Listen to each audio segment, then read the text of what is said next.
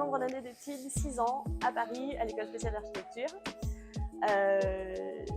Difficulté particulière, se retrouver à Paris à 18 ans, jeté dans le grand bain, mais comme je disais, à peu près comme tout le monde qui part d'ici faire ses études, quel que soit le domaine. Voilà. Après mon bac, je suis partie dans l'Hexagone, donc d'abord Clermont-Ferrand et ensuite Toulouse pour faire mes études d'architecture, donc qui ont duré en tout 5 ans, donc 2 ans à Clermont et puis 3 ans à Toulouse.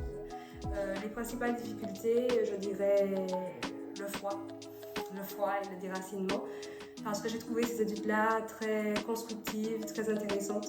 Donc d'un point de vue études, j'ai beaucoup apprécié tout ce qu'on a vécu pendant les études. Donc je dirais que le plus difficile durant ces études, voilà, c'était le climat et puis le fait d'être loin de ma famille.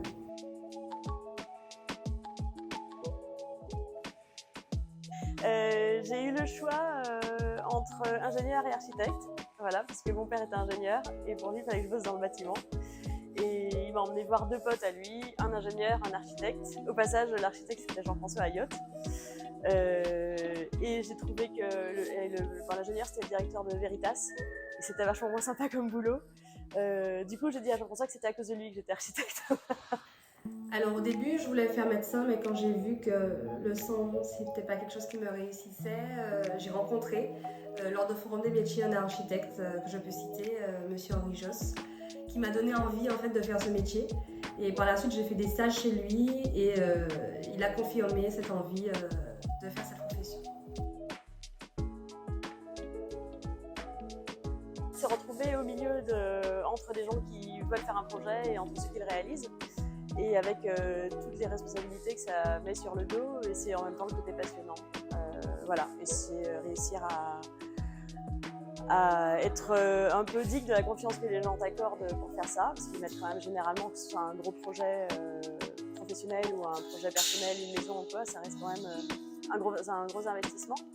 Et du coup, ça met un peu de pression, mais c'est sympa.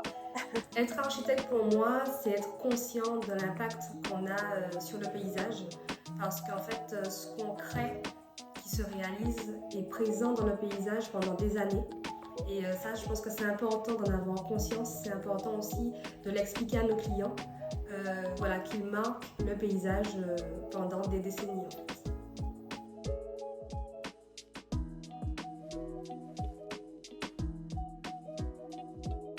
Gros avantage. Dans un métier où il n'y a que des gars, souvent, alors déjà, je trouve qu'il y a peut-être un peu plus de bienveillance vis-à-vis d'une femme dans le métier. Après, peut-être aussi que j'ai la chance de tomber que sur des gens bienveillants et voilà. Mais non, c'est plutôt un avantage parce qu'on ne prend pas les gens de la même façon, on n'a pas la même sensibilité et on n'a pas les mêmes rapports avec les gens tout simplement. Ce dont je suis persuadée, c'est que oui, être femme, ça aide.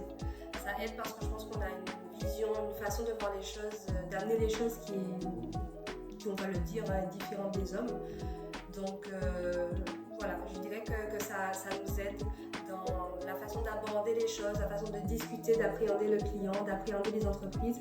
On a une sensibilité différente et puis on a aussi cette aptitude, c'est vrai, à faire beaucoup de choses en même temps, à pouvoir mener plusieurs projets vraiment en même temps, et que ce soit professionnel ou privé. Et même du coup dans le professionnel, on a beaucoup de casquettes qu'on arrive à gérer simultanément.